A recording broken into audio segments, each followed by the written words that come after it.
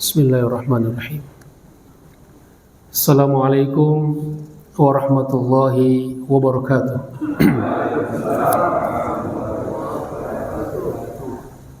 Alhamdulillahirabbil alamin.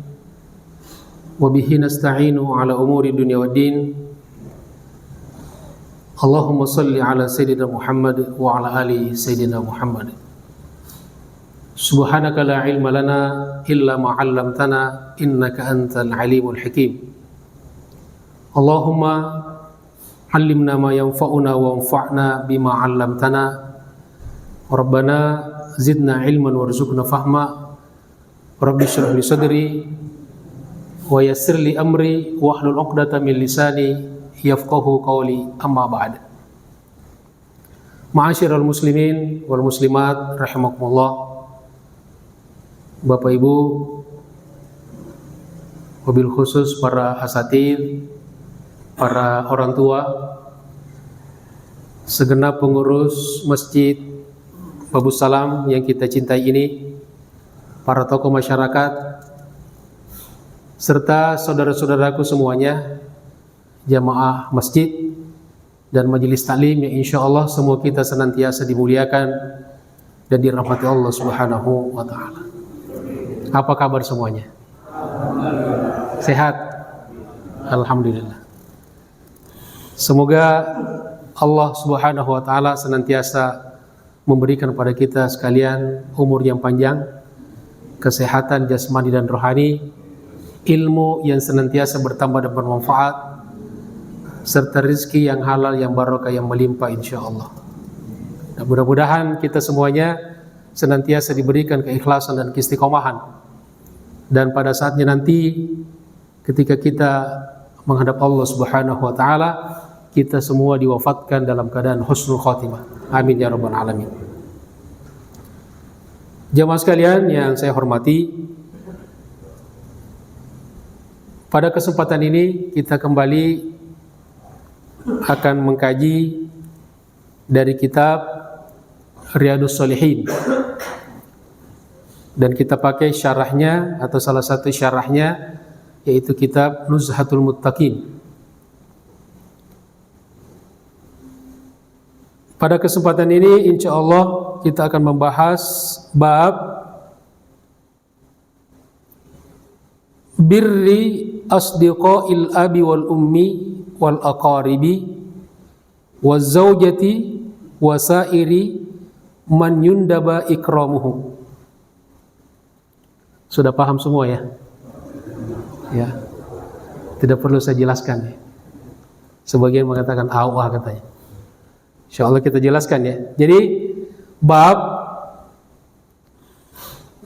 yang berbicara atau tentang berbakti atau berbuat baik kepada sahabat-sahabat, ayah, ibu, dan keluarga terdekat, dan istri, tentu kebalikannya suami, dan semua orang yang disunnahkan, dianjurkan kita untuk memuliakannya. Ini tema yang kita bahas pada hari ini, insya Allah. Jadi anjuran-anjuran bagaimana kita berbuat baik kepada sahabat-sahabat orang tua kita, bapak ibu kita.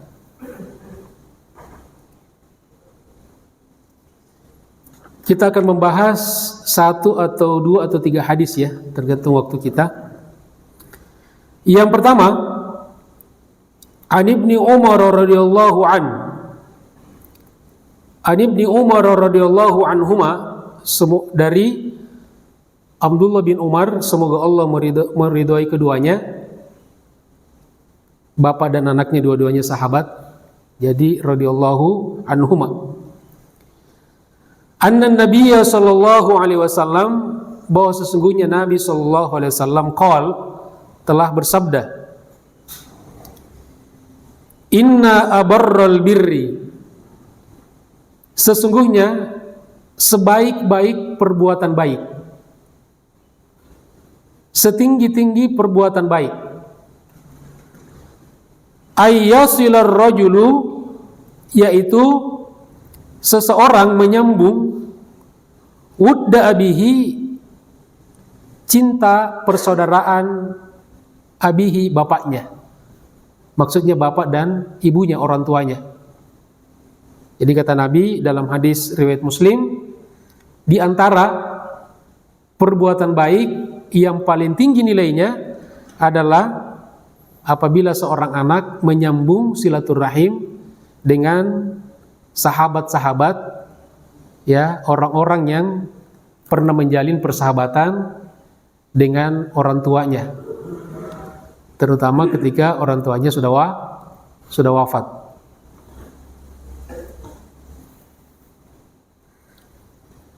Kemudian hadis yang kedua, di sini ada 3 hadis dulu, baru 2 hadis kemudian dijelaskan manfaatnya atau faidahnya.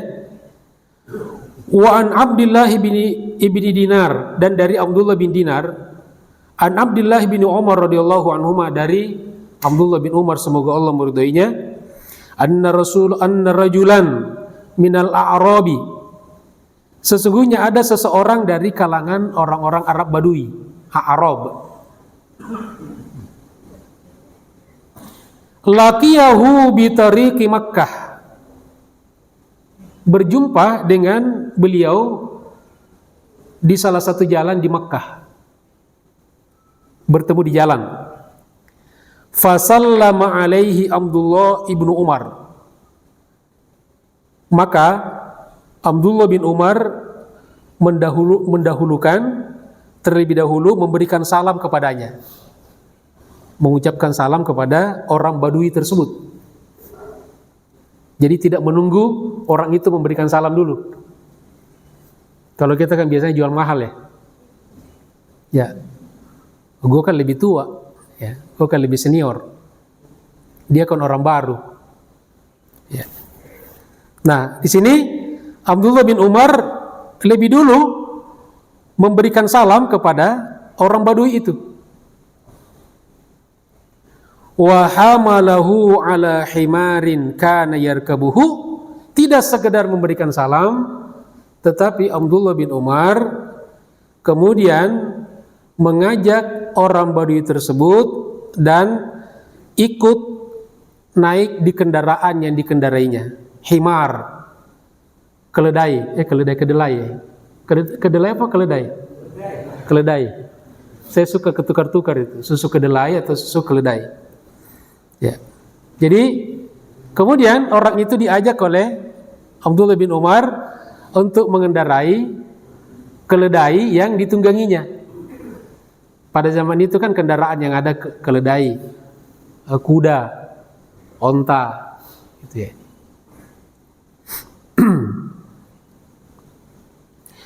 Wa a'tahu imamatan, memberikan salam, kemudian yang kedua ngajak naik di kendaraannya.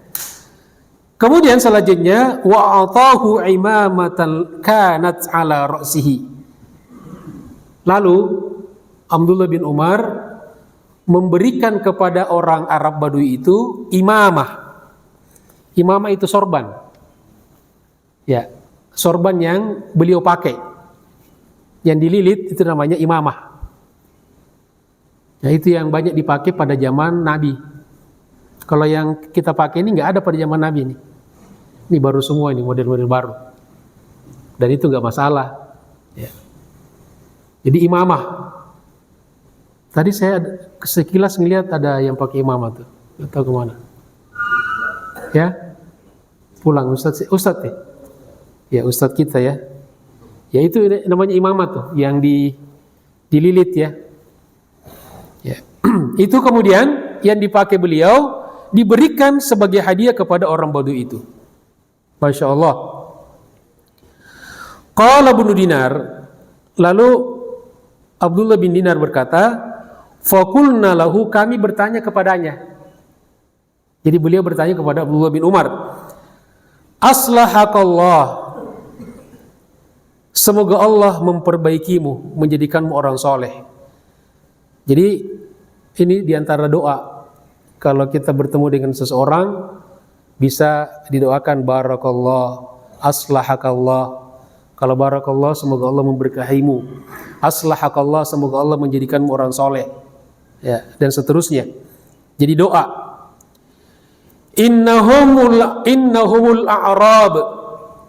Mereka itu hanyalah sekedar orang-orang Badui. Wahum yardawna bil yasir. Mereka tidak peduli dengan halal seperti itu. Mereka itu cukup dengan halal yang sederhana. Kira-kira ini Abdullah bin Dinar protes kepada Abdullah bin Umar. Ngapain sih dimuliakan seperti itu? Ya bagi mereka itu biasa-biasa aja, orang biasa. Kenapa harus dinaikkan di kendaraanmu, diberikan imamahmu? Seorang alim gitu kan, memberikan peciknya, kopiahnya kepada seseorang yang mungkin masyarakat menganggap orang biasa. Jadi seakan-akan Abdullah bin Dinar protes. Faqala Abdullah bin Umar, lalu Abdullah bin Umar menjawab, Inna aba hadha, sesungguhnya ayah orang ini, orang Arab Badui ini, kana wuddan li Umar bin al-Khattab radhiyallahu an. Dulu sahabat dekatnya dengan Umar bin Khattab, bapaknya. Jadi saya perlakukan ini karena dulu bapaknya sahabat dari bapakku.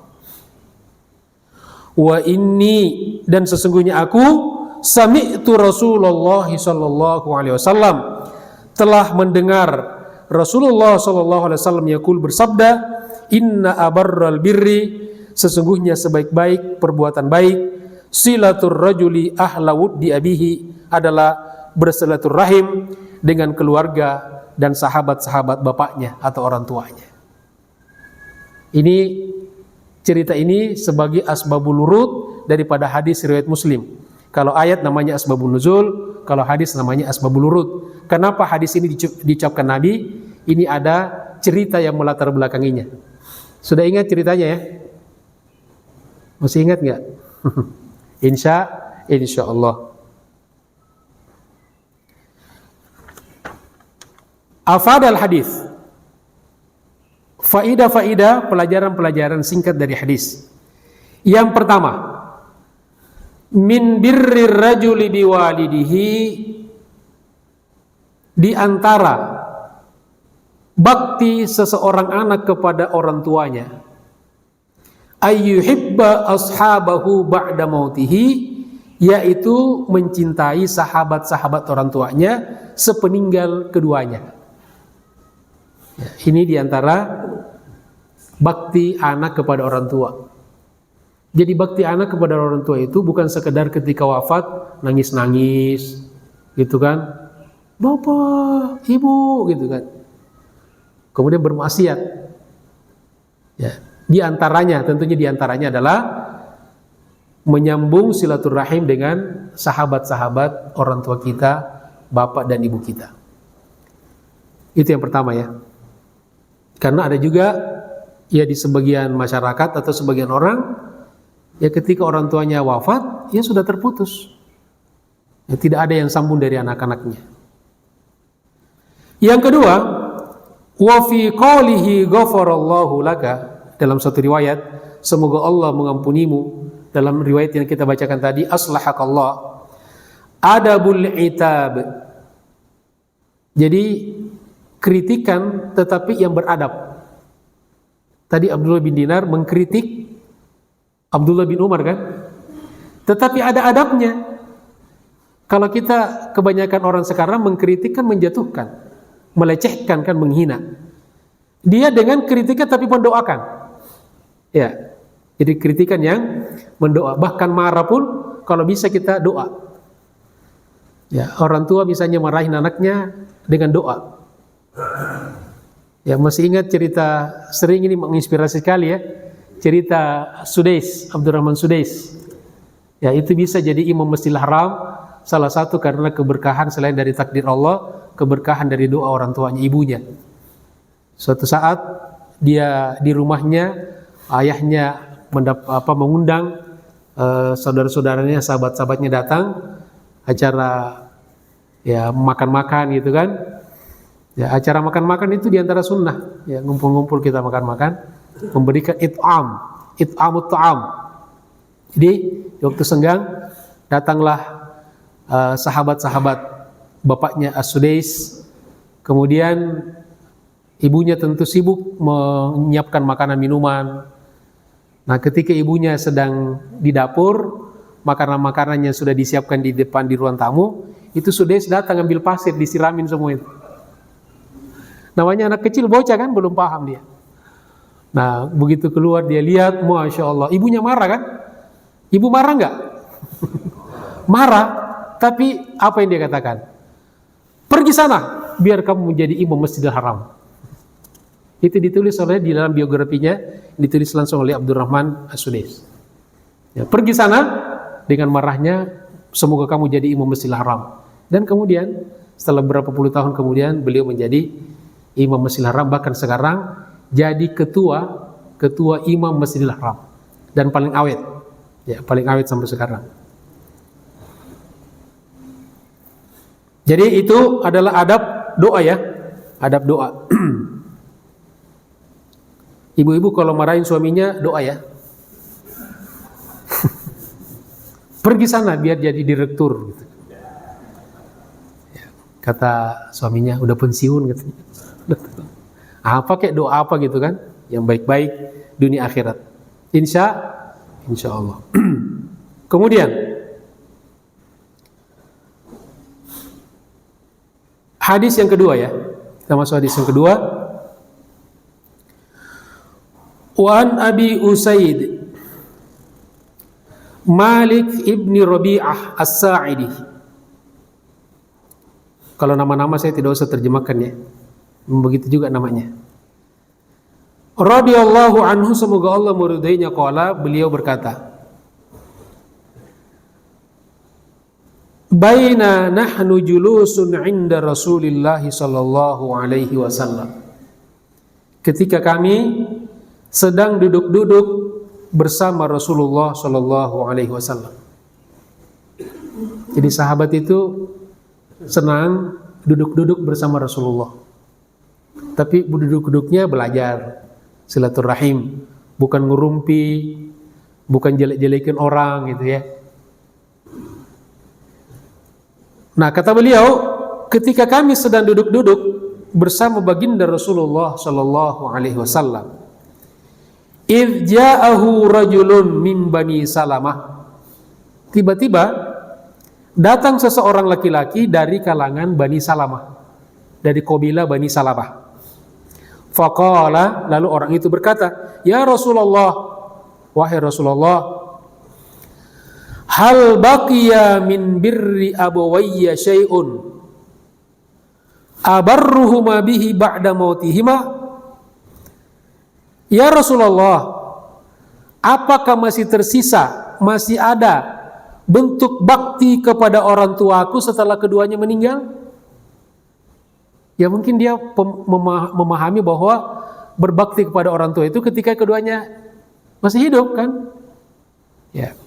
Ada enggak cara saya berbakti kepada keduanya setelah keduanya sudah wafat, ya Rasulullah? Faqala, lalu Nabi menjawab, na'am. Apa artinya na'am? Nah, ini jago semua na'am. Paham ya? Ya, na'am la. Iya atau tidak? Kata Nabi, na'am. Ya. As-salatu alaihima. Berbakti kepada kedua orang tua setelah wafatnya, diantaranya yang pertama kata Nabi, as-salatu alaihima, artinya as-salatu ad-du'a, mendoakan keduanya. Ya. Salat itu makna awalnya adalah doa. Jadi salat artinya mendoakan keduanya. Makanya orang-orang tua kita yang sudah wafat banyak-banyak kita doakan. Minimal Rabbighfirli wali walidayya warhamhuma kama rabbayani shaghira. Minimal setiap ba'da salat wajib tuh. Ya, sebab kalau kita sekarang rajin mendoakan kedua orang tua kita, maka nanti anak-anak kita kelak juga rajin mendoakan kita. Kalau sekarang kita malas, ya kita cuek, cuek terhadap orang tua kita, maka nanti anak-anak kita juga akan cuek kepada kita. Jadi itu yang pertama ya, banyak mendoakan, karena di antara yang paling dibutuhkan orang wafat dari kita yang masih hidup adalah doa.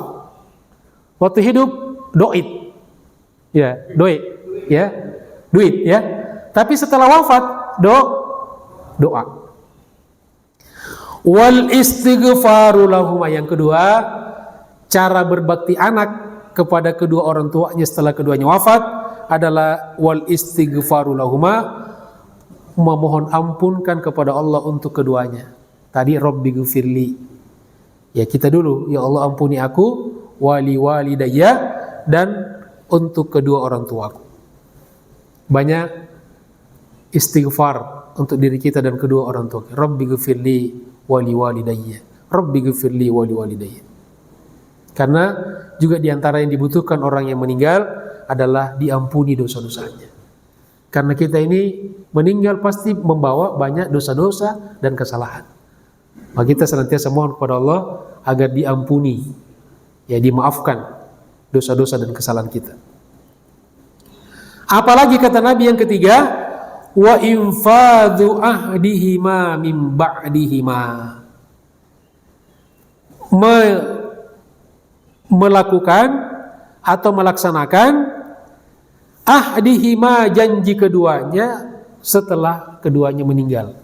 Dulu mungkin pernah berjanji, termasuk nadar, ya itu nadar, itu janji. Kalau misalnya orang tua kita pernah bernadar mau melakukan sesuatu kebaikan, lalu tidak sempat beliau lakukan sampai wafat, maka anak-anaknya melaksanakan nadarnya, janjinya, dan itu bagi anak sebagai salah satu bentuk bakti kepada almarhum dan almarhumah. Ya.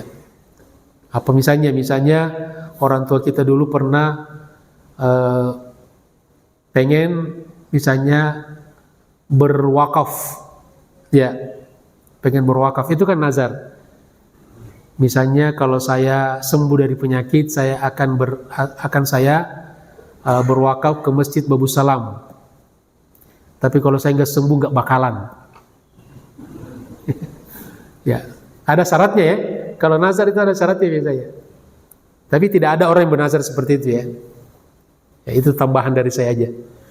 Jadi kalau saya sembuh atau dalam bisnis atau apa gitu kan sukses, maka saya akan melakukan kebaikan-kebaikan. Lalu sebelum dia menunaikan nazarnya, dia wafat. Ya, maka anaknya ini melaksanakan. Nah ini juga pentingnya anak-anak itu tahu, ya, tahu juga apa-apa kebiasaan-kebiasaan baik orang tuanya. Jadi tidak semua hal disembunyikan. Ya. Yang keberapa tadi itu? 3 ya. Pertama apa? Doa. Yang kedua, istighfar. Yang ketiga, menunaikan nadar atau janji.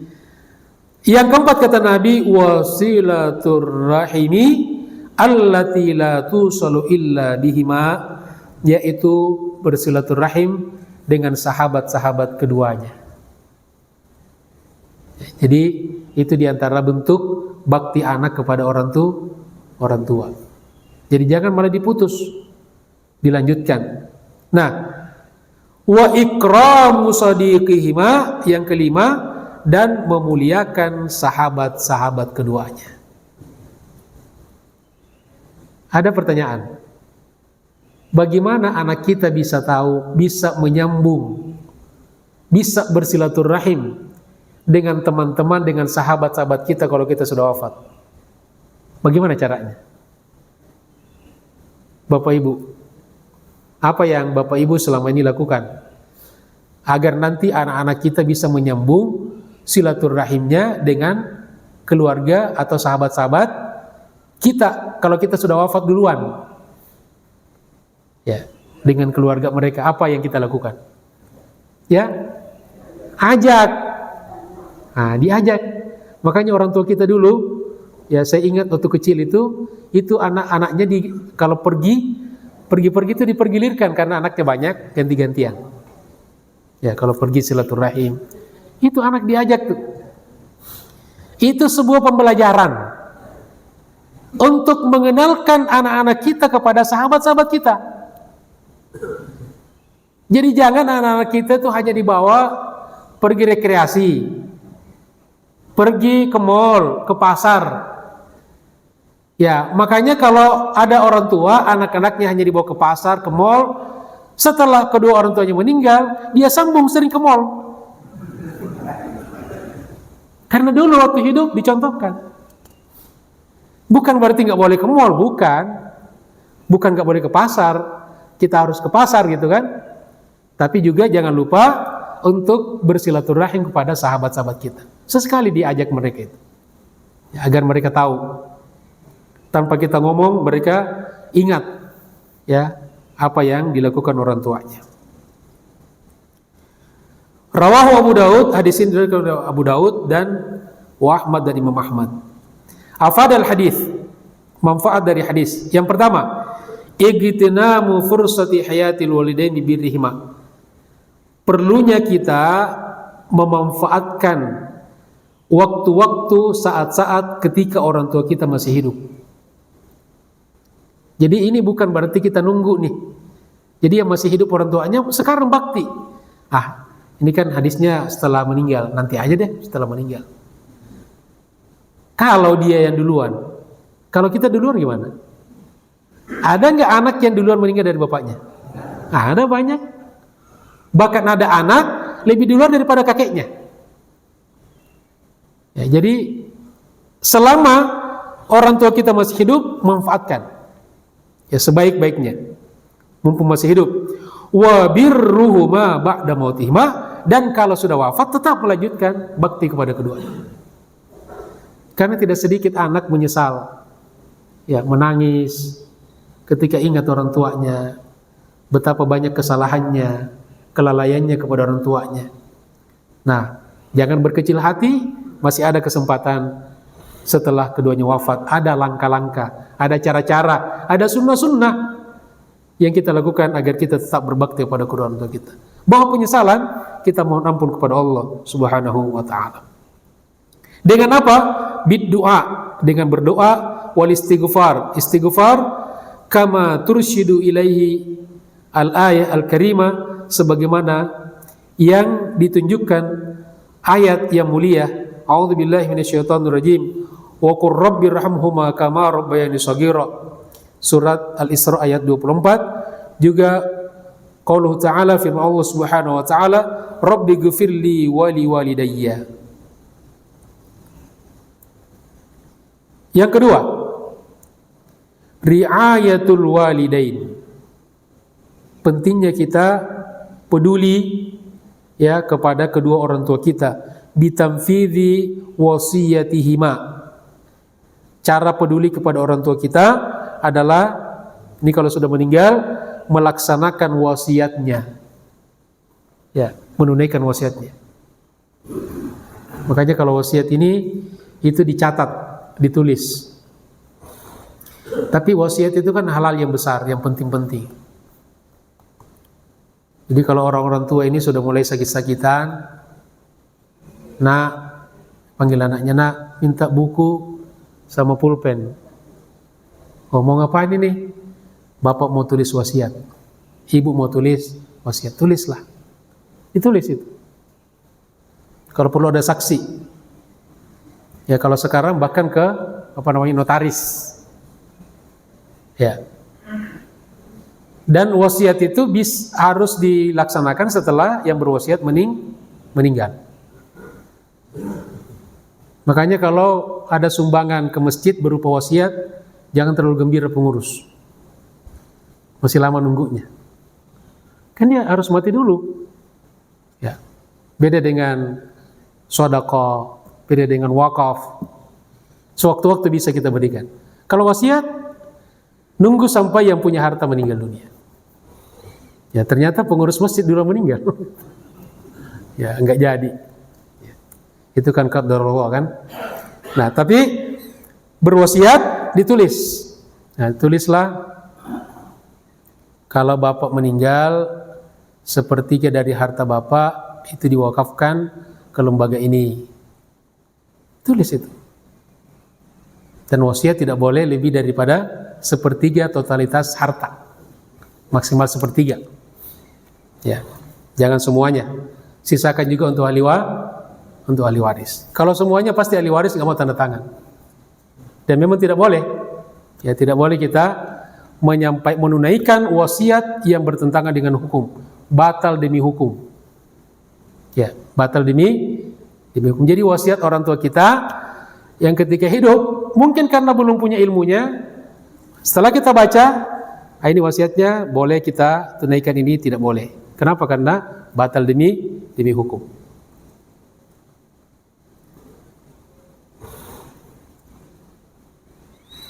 Kemudian hadis yang ketiga yang terakhir pada kesempatan ini, wa an Aisyah radhiyallahu anha, dari Aisyah semoga Allah meridhoinya.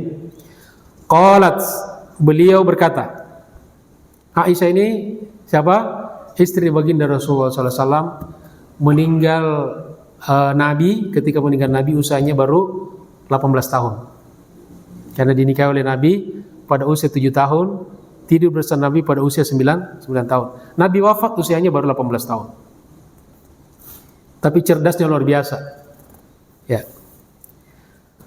Qalat, beliau berkata, ma girtu ala ahadin min nisa'in Nabi sallallahu alaihi wasallam. Kata Aisyah, saya tidak pernah cemburu kepada seseorang pun dari istri-istri baginda Rasulullah sallallahu alaihi wasallam. Karena istri Nabi 11. Ya. Kata Aisyah, saya tidak pernah cemburu kepada seseorang dari mereka.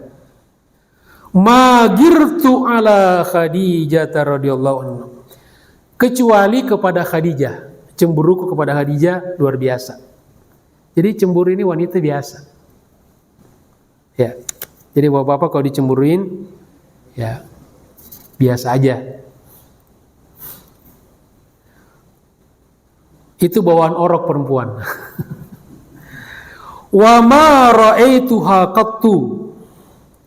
Kata Aisyah, padahal saya tidak pernah melihat, tidak pernah bertemu dengan Khadijah. Tapi Masya Allah cemburu itu kepada dia itu ya luar biasa.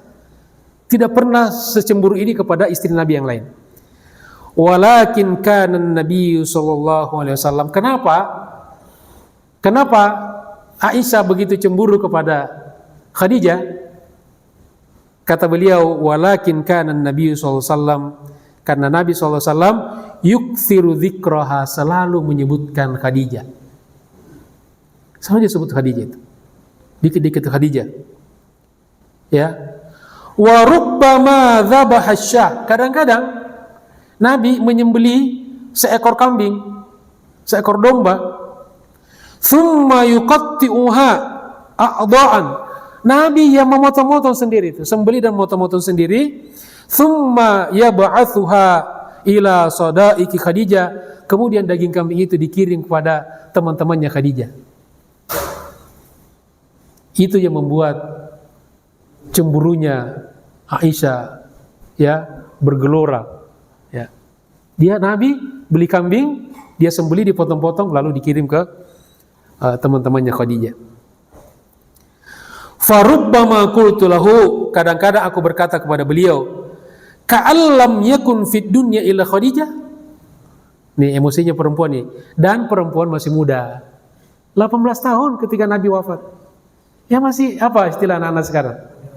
ABG ya. Jadi secara kepribadian masih ABG sekali. Ya. Apa kata Aisyah? Seakan-akan tidak ada wanita di dunia ini kecuali Khadijah.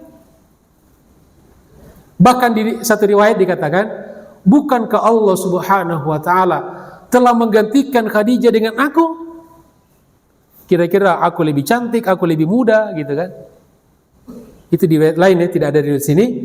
Fa yaqulu, lalu Nabi menjawab, innaha, ketahuilah sesungguhnya dia Khadijah itu kanat wa kanat, telah melakukan ini dan itu. Wa kana limin hawaladun. Jadi Khadijah dulu membantu Nabi, orang yang pertama kali beriman kepada beliau. Ketika orang mendustakan beliau, Khadijah beriman kepadanya. Ketika orang tidak ada yang membantu beliau, beliau bantu dia dengan material dan moral dan material. Semua diberikan. Jadi Nabi menyebutkan bahwa Khadijah telah berbuat ini dan itu. Wa kana li minha waladun. Nah, ini jadi sindiran telak kepada Aisyah. Dan Khadijah lah yang memberikan aku anak. Nah, itu langsung mendiamkan itu Aisyah itu. Karena Aisyah tidak punya anak dari Nabi kan. Nah, dan memang ternyata anak Nabi itu kecuali Ibrahim itu semuanya dari rahimnya Khadijah. Dari 7 anak Nabi, 6 itu dari Khadijah. Masya Allah. Istri Nabi yang lain tidak punya anak, karena dari situlah kita ketahui bahwa kebanyakan istri Nabi ini dinikahi ketika usia yang sudah menopause. Ada yang dinikahi pada usia 55 tahun, ada bahkan dinikahi usia di atas 60 tahun. Inilah bantahan kepada orang-orang yang talis yang menuduh bahwa Nabi itu adalah playboy. Kalau Nabi playboy, Nabi tidak menikahi nenek-nenek. Ya enggak? Kalau playboy, Nabi mencari yang 30, 25, ya, bahkan seperti Aisyah ada 60 tahun, 55 tahun, bahkan ada yang malamnya itu disedekahkan kepada Aisyah. Udah deh, Nabi tidur aja sama di sana aja. Dia tahu diri gitu kan. Ya main ke sini bolehlah, tapi kalau giliran di waktu malam di Aisyah aja. Ya, seperti itu.